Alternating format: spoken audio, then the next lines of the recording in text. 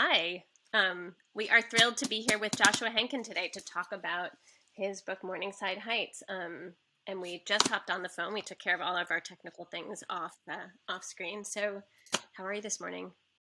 Good. I'm really good, Kira, and it's really nice to be talking to you.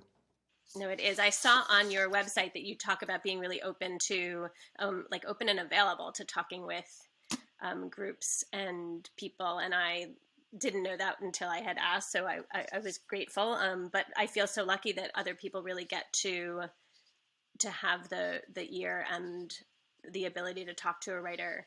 I think it's a part of a book that we don't always need necessarily, but when we have it, it's really enriching. Right.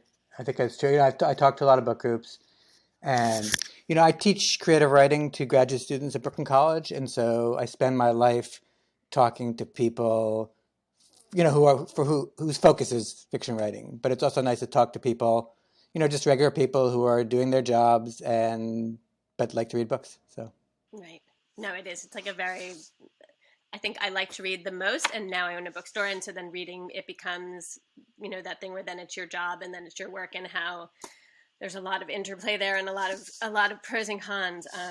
But Totally. I mean, I would love to just start with a question I have, which is just like, how did this book start to take shape for you? Yeah. So, like Spence, the character in Morningside Heights, um, my father was a professor at Columbia, and he developed dementia. Actually, much older than Spence was. He developed dementia in his late 80s, but he was still teaching at Columbia at the time. And my mother is younger than he was, and she was still well. And she started to go to a group at the Jewish Community Center for caregivers. And I was interested in this because my mother is very much not a consorting with strangers kind of person.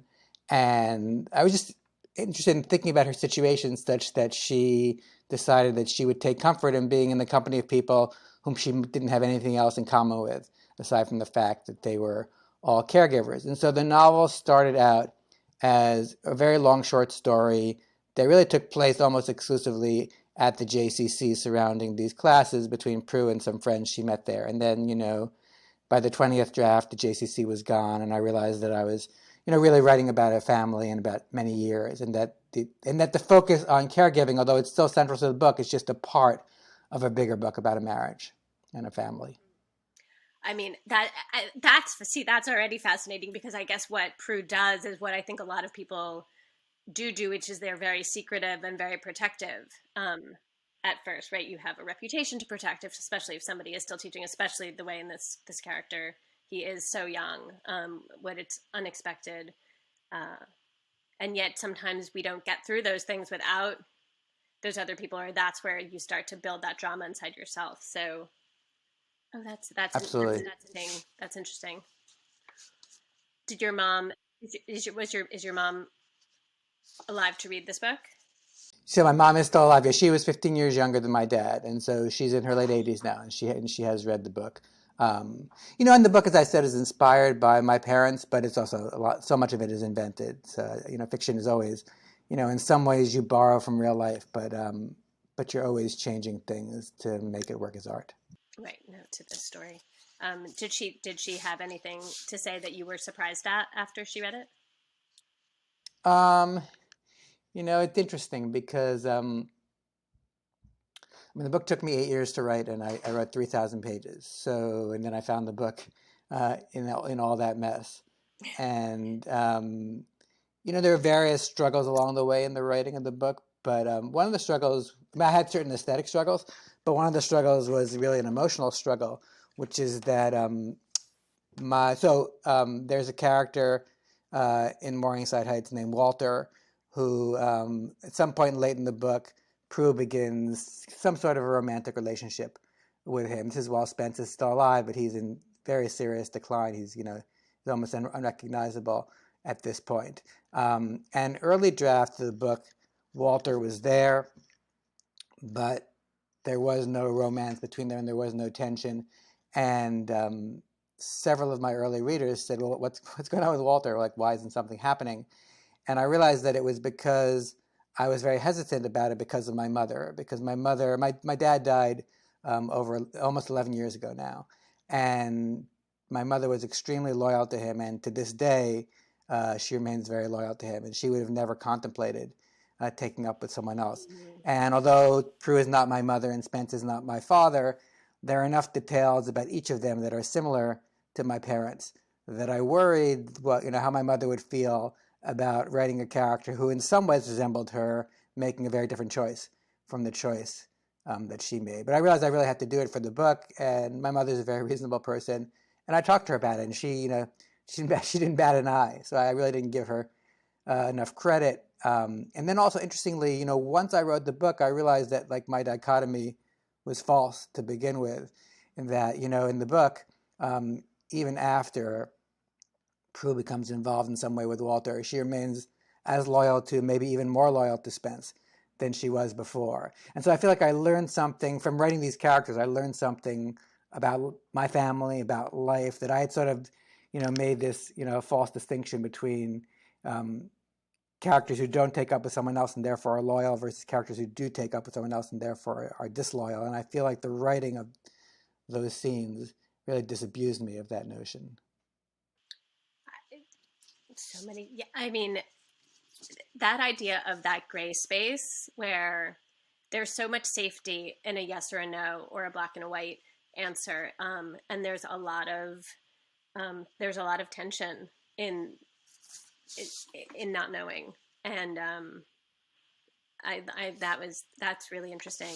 And I also, that idea of when it's art and you're separating, but it has that resemblance where you'll be able to get, whether it's the permission from yourself or, from the people around you to kind of sort of let it go. A lot of that fear of writing. And I think we hear people say it, especially like in writing groups, is, like, what are people going to think or what are people going to say? And Right. I mean, I don't know. I've definitely known people who have written books and, the result has been not, people in their life having a very hard time with it.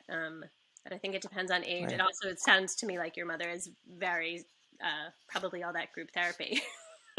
Well, yeah, I mean, she's a reasonable person. She's also a smart person. She's a fiction reader. And so, yeah, she understands the gray. Yeah, unfortunately, that is my No, phone but ringing in the that's like background. I feel like I haven't watched an interview with you where the phone hasn't rung. So now I feel like we're Yeah, it's always ringing. it's okay. I mean, it's so exhausting. Is there something that someone hasn't given you the opportunity to talk about yet with the book that you like either wanted to or just kept thinking like, why has no one asked that? I'm sure there probably is, but I haven't thought about it. I mean, and I still want to. I I mean, I've done a lot of interviews, so maybe I've been asked a lot of questions, but I'm kind of at a loss. No, I can't think of anything that I've really wanted people to ask. Although I'm always interested in what people ask, because people do focus on different things for sure. Well, this is such an easy book to connect with, like all the different people in different ways. There's kind of like that young love, and then there's like the interplay between the siblings. So I mean, well, also one of the things about this interview, which I hope is okay, and we can shift it as we like, is that I feel like when you talk about a book before people have read it, you really lose sometimes a lot of the meaningful talking. And so the fact that this book has been out for a little while, like that's the reason I'm recording this now. And anything that I've recorded where something hasn't come out, we're going to post it later. So I hope you feel like okay if we talk about some of the plot points, but I can skip it. Totally, totally, yeah. So there's this interesting sibling relationship. So we have this character of Arlo, who is a product of Spence's first kind of sort of, it's not even a starter marriage because I feel like it was over very fast. But then he comes back for a little while in his teens and lives in the house with his his half sister, who is, outwardly kind of sort of better at things, let's say academically. And he has dyslexia, which and there's so much of that different kind of sort of stuff with him as a boy and Spence as a man. And you're like, I feel like the proud feelings that sons and fathers feel like they're supposed to share also just because of society. And then him and Sarah. Do you want to talk a little bit about those two characters? For sure, yes, yeah. So, yeah, It's funny, like Arlo didn't come along till a later draft, and yet I feel he's so important to the, final product of the novel. I mean, I think, one of the things I was struggling with is that, fiction has to defamiliarize the familiar and familiarize the unfamiliar. And when you're writing about Alzheimer's, there's really only one way the actual disease can go. I'm always telling my students that you shouldn't write a story about a ball rolling down a hill, because the ball's going to roll down the hill. And I kind of felt that the other characters were the kind of characters who do what's expected of them. And so I said to myself at some point, what if Spence had a son from a previous marriage? And I thought, nah. But then I gave it a shot, and the book totally opened up.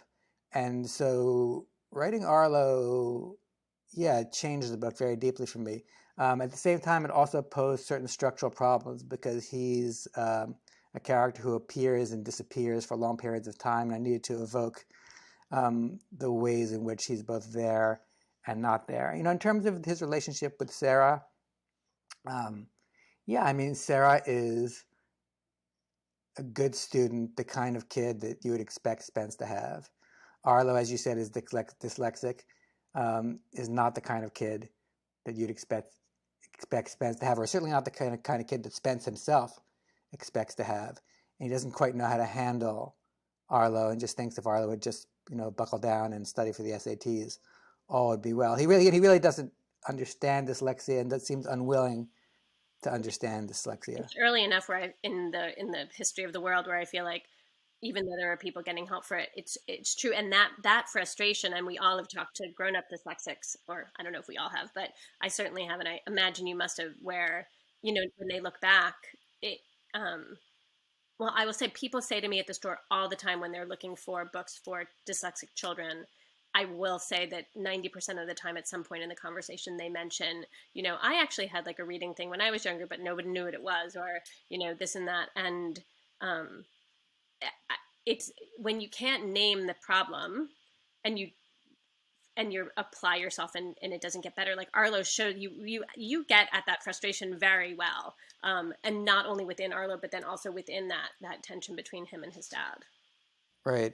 And I think it's true that because it was a time where people didn't know about it as much. Although I tried to know, I'm wondering whether how flexible Spence would have been even if people knew about it more. He's a real, he's a real old school kind of traditionalist.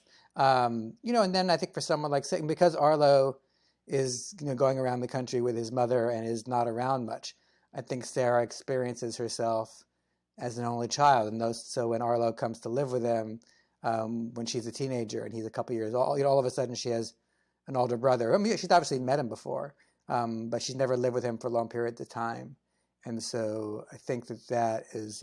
I know that that's a struggle for them both, and they definitely butt heads. And then Arlo really, in the end, is kind of sort of almost like one of the saviors of the family, which is nice to see his progression, and his success Right. over time. How did that feel? It must have, like, did that feel like winning, like a little bit like winning the lottery when you wrote that? Like, like he gets to, For me or for him? for you. Not sure anything exactly feels as a fiction writer like winning the lottery. I mean, in other words, I just think it's very important that you be true to your characters, and so you can't have any goals. Like, you can't want someone to succeed or someone to fail. You just need to be true to who they are. So I really have blinders on in terms of letting the characters take me where they take me. And does that just unfold as you're writing? Like, do you find kind of sort of things coming out of their mouths that you hadn't thought about, or is your process a little bit more like thinking it through and then writing it? Yeah, no, they definitely say things that surprise me, and I mean that's why I have to write 3,000 pages, is because I'm barking up a lot of wrong trees. Yeah, no, for me it's a very subconscious process in the first draft, and then when you have the whole mess, then you put it together and you start to figure out how to make it work. For anybody who has not read Morningside Heights yet, we're working with about 300 pages of the story altogether. Though it has that feeling really of almost in a sense of a much longer novel. Maybe it's because of the way they pass through time, or the different kind of sort of places that you choose to pause and let us see their daily lives.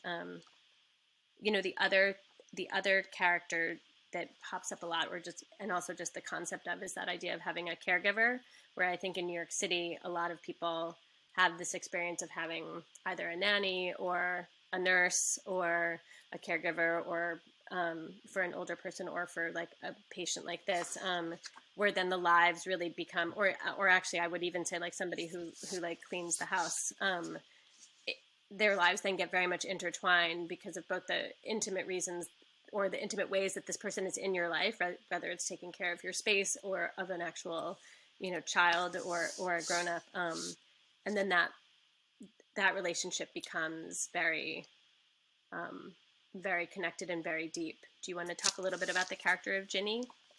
For sure, yeah. I mean, Ginny, unlike Arlo, is someone who I knew would be there really from the start of the book, or once I realized that I was writing a book about a family in this situation. Um, yeah, when my father got sick, although my mother was obviously very instrumental in helping take care of him, she had a job and she had a life of friends and things like that, and so. And so she was fortunately in a position to be able to hire someone to take care of my father. He had 24-hour care for the last couple of years of his life. And that relationship is a very complicated and therefore really interesting relationship for fiction.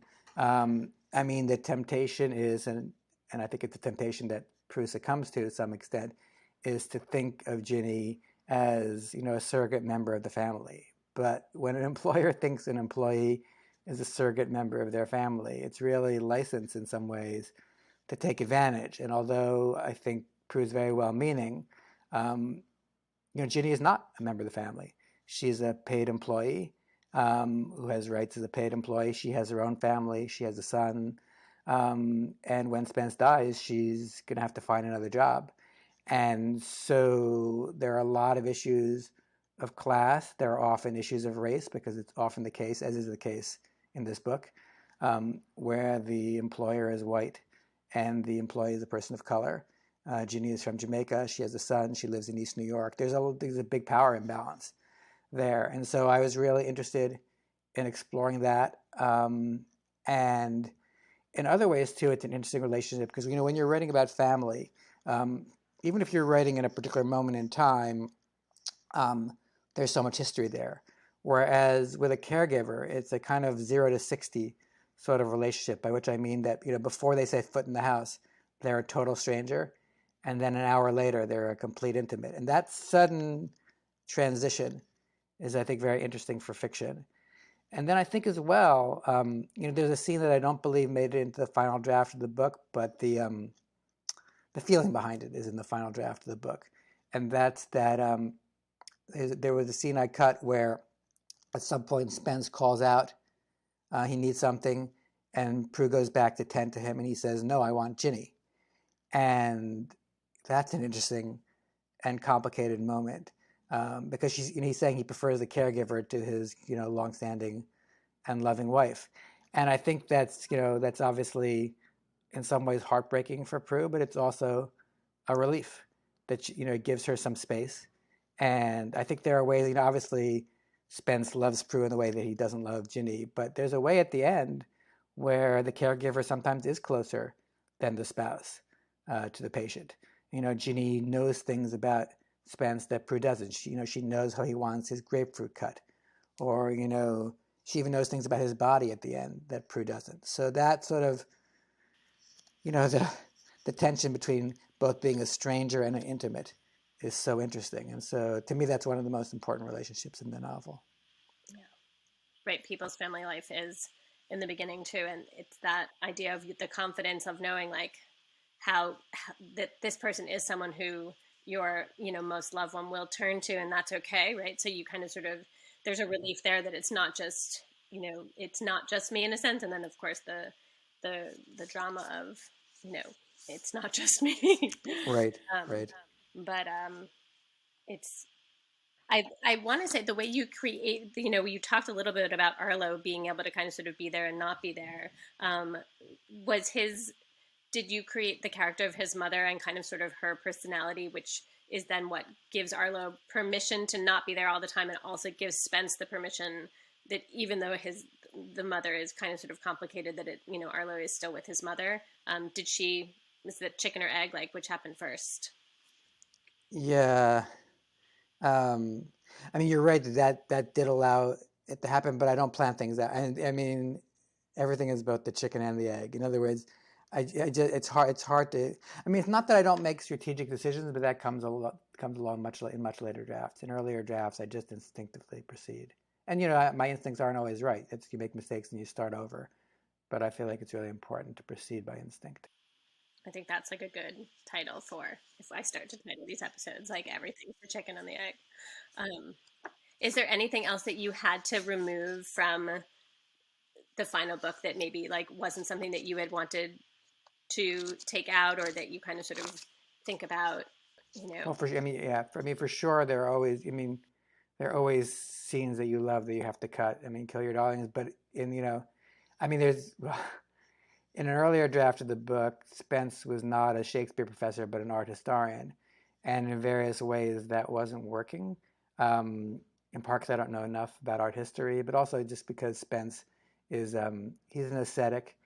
Like my father, he only begrudgingly accepted that he had a body, and you think of art historians as being about the physical. And but I was really attached to his being an art historian because I had a scene, it's totally gone, from a bat mitzvah where this is what Spence is fairly far along, but he hasn't yet been diagnosed, but he's very confused. And Prue and Spence go to a family bat mitzvah, and Prue loses Spence for a moment, and she can't find him. And then all of a sudden, he emerges from the shadows while the bat mitzvah slideshow is taking place.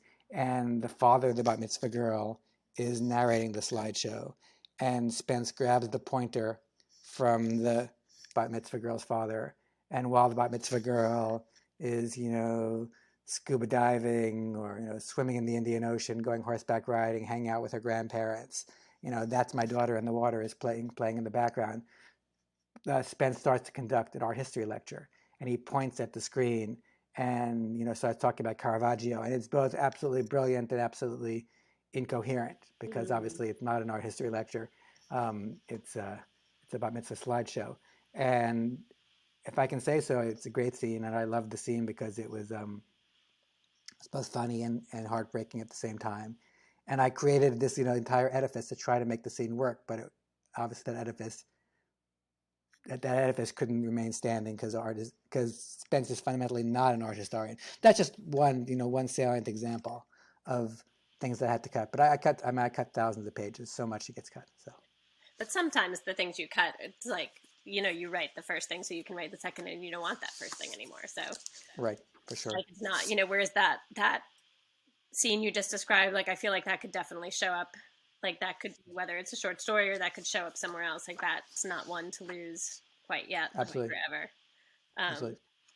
It sounds really funny and really sad at the same time. So even just in the telling of it, I think getting it out there. The one character we haven't talked about yet is Spence's sister,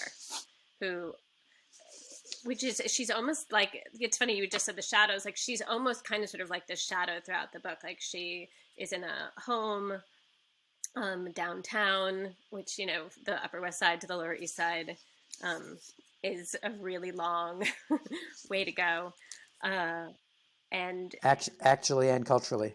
Yes. I mean, when my husband and I started dating, I was living on the Upper West Side and he was living on the Lower East Side, and that is a very it's a long ride, and it's a very different space, like you said. And the way that different characters visit her at different times, like by themselves or together, is she a character who was based on something or someone you heard about, or how did she get born? Yeah, no, she's totally invented, and I agree. She's a really important character. She comes back at the end of the book, but she was a hard character to write because, she because she's in a home. She was in a car accident when she was a teenager, and so she's been brain damaged. And I think it's hard to write a character like that without making them an object of sympathy or derision, and also because she doesn't occupy a lot of real estate in the book. You need to paint her in relatively few brushstrokes. So, but she's a really important character to me because she kind of shines a light on Spence's childhood, on a kind of vulnerability that we may not have access to otherwise. So yeah, she's a character I struggled with, but who's very, I struggled to get right. Had to work very hard to get her right, but she feels really important to me. I think the fact that she also they're speaking in Yiddish a little bit, and she has those moments that gives her like almost like a protective bubble, which is like you said. So it's not you're not just kind of sort of looking at her like you're seeing her. Right? I think that's Um, true. well, thank you. I feel like there were a lot of everything you said was really fascinating, and Thank you, Kira. I've definitely been encouraging. Um, I've been encouraging people just to read this. This is the time of year where a lot of people are like, "Is it a summer read?" And I always feel like our definitions of summer reads are different. And I actually, I remember I read this book right at the beginning of the pandemic. Do you remember? And I reached out to you to say how much I had enjoyed it and felt like it talked about a lot of things, and it gave me a lot to think about without being a book that you get so bogged down in that you can't kind of sort of still like turn the pages and are interested in the story. And so for me, that's why, it's, I think, very readable. But Thank you, Kira. Yeah, no, I just want to say that, yeah, so, originally the book was supposed to be published in June of 2020, and it was pushed off a year because of COVID. And, one of the great things about that delay was that it gave me a chance to get to know people like you by email and, a lot of independent booksellers. And yeah, I just want to say thank you. I feel like independent booksellers are the people who are keeping literature alive. And, when you go into an independent bookstore, you're talking to someone who knows you, who knows your reading taste, who doesn't think of books as widgets. Yeah, and in terms of this book specifically, yeah, I do think it's a summer read. I mean, I guess you have to have a broad enough definition of summer, but I think, I'm writing about um, a long life. And so in a long life and a long relationship, a long family relationship, there are happy times and sad times. But I think there's a lot of humor in the book, in addition to there being, other things. So yeah, I've seen people reading it on the beach, and it seems like a good place that's to read it. fun. So Have you had that moment where you've seen people reading it that you, I have, I that's have, yeah. great. That's always a fun one. Well, thank you for taking the time to talk with me Thanks, Kara. today. And Appreciate it. I hope we see you in person at some point soon. That would be great. Good. Take care. Take care. Bye.